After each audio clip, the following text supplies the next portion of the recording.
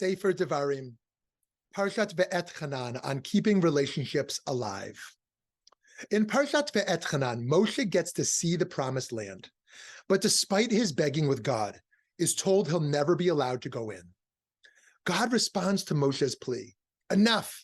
Never speak to me about this matter again. Go up to the summit of Pisgah and gaze about to the west, to the north, to the south, and the east. Look at it well, for you shall not go across yonder to the Jordan. Give Joshua his instructions and imbue him with strength and courage, for he shall go across at the head of this people, and he shall allot to them the land that you may only see.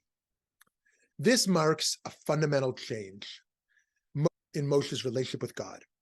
From this moment, he stops being the Israelites' representative who performs the unique duty of meeting with God face to face.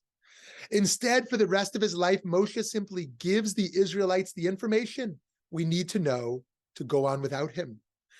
Rabbi Dr. Art Green explains, Moses is indeed a great leader, but one who has failed near the end of his days.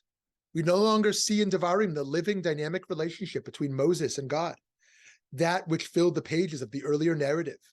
He only speaks to the people in the name of God, but we never see him turn toward heaven. After he is told, do not speak to me anymore about this matter, his impending death, he, in fact, never speaks to God about anything again. Is the one who will take his soul simply waiting respectfully until Moses completes his charge to the people?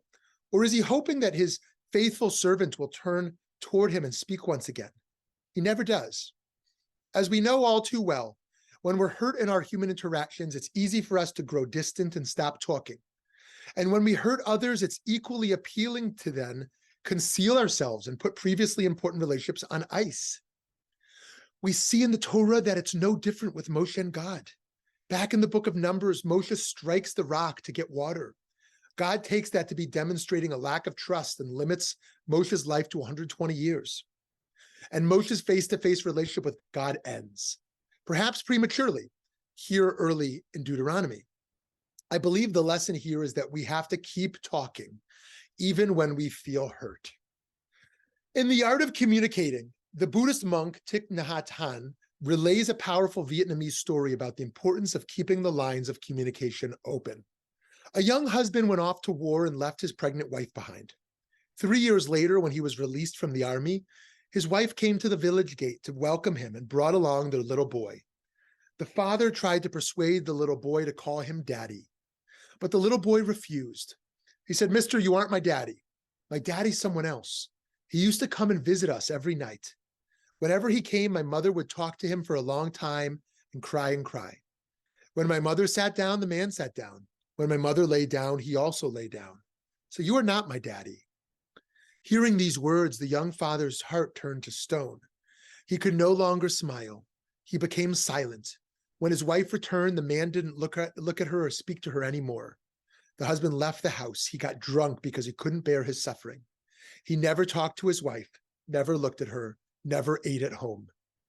The young lady suffered so much she couldn't bear it, and on the 4th day, she jumped into the river and drowned. The evening after the funeral, the young father and the boy came home.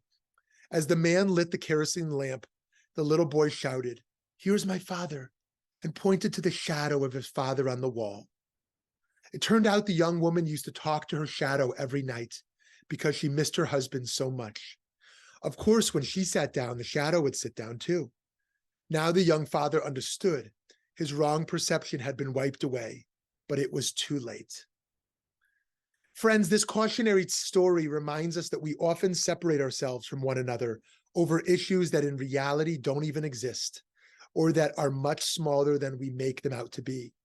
When we're hurt in the course of our lives, we build up what we can imagine as shells, defenses, or armor around ourselves and around our hearts.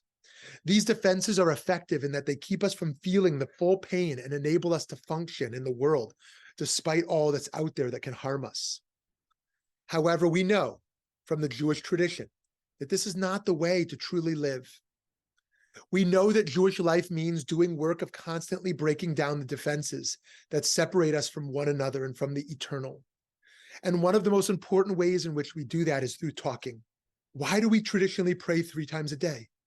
It's probably not because God needs to be reminded that often of our devotion, but it does help us to make sure we don't meet the fate of Moshe, whose despair became such a barrier between himself and God that he lived out the last of his life in relative solitude. With prayer, we are breaking the divide between heaven and earth so that we don't face the world in coldness with a heart turned to stone. We just have to keep talking to God. In this Torah portion, we see what is perhaps a missed opportunity between God and Moshe, one that we can learn from. As God tells us in the book of Isaiah, the mountains may move and the hills may be shaken, but my loyalty shall never move from you, nor my covenant of friendship be shaken, said the Lord who takes you back in love. When we're hurt and we're in a bad place with someone who matters to us, we know we cannot simply walk away. In fact, if we can talk through our issues, the result is we can actually become even closer. Moshe deserved to have this with God, and we deserve to have it with one another. But it's hard, embarrassing work to humble oneself, put aside one's difference, and say the relationship is more important than the battle, and more important than the cold comfort found in isolation. I think our lives have shown us that it's worth it to do this work, to not hide away, but embrace the fact that our need to unify with others is greater and more life-giving than the need to maintain our own pride. Shabbat Shalom.